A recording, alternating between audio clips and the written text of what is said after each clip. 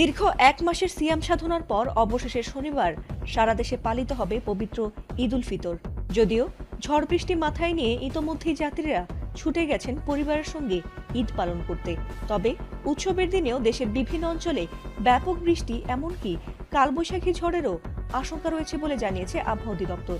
সংস্থাটি জানিয়েছে, দেশের উত্তর পূর্বাঞ্চলে সকালে এবং দক্ষিণাঞ্চলে দুপুরের পর বৃষ্টির সম্ভাবনা রয়েছে। আবহাওয়া অফিস জানিয়েছে, ঈদের দিন সারা দেশে বৃষ্টির সম্ভাবনা রয়েছে। কোথাও হয়তো কম, আবার কোথাও বেশি, তবে সারা দেশেই বৃষ্টির সম্ভাবনা আছে। এছাড়াও এই বৃষ্টি সাধারণত 1 ঘন্টার বেশি সময় স্থায়ী হবে না।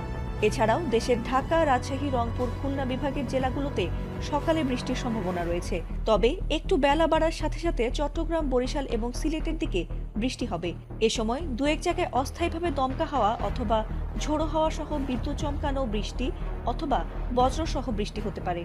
একই সঙ্গে কোথাও কোথাও বিক্ষিপ্তভাবে শিলাবৃষ্টিরও সম্ভাবনা রয়েছে।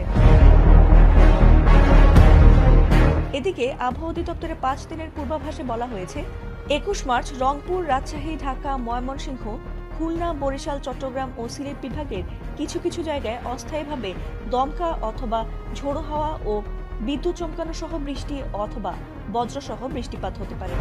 বিশেষ করে উপকূলীয় ও উত্তরাঞ্চলের কিছু এলাকায় ঝোড়ো আবহাওয়ার ঝুঁকি থাকতে পারে বলে সতর্ক করা হয়েছে। রাজধানী ঢাকা ও আশেপাশের এলাকায় ঝড় বৃষ্টির আশঙ্কা রয়েছে। গত কয়েকদিন ধরে মেঘাচ্ছন্ন আকাশের পর গত বুধবার এই অঞ্চলে কালবৈশাখী আঘাত হানে। এর ধারাবাহিকতায় শুক্রবারও আবহাওয়ার একই প্রবণতা থাকতে পারে। এছাড়াও এ সময় ঘন্টায় সর্বোচ্চ 60 কিলোমিটার বেগে ঝোড়ো বাতাস বয়ে যেতে পারে বলে জানিয়েছে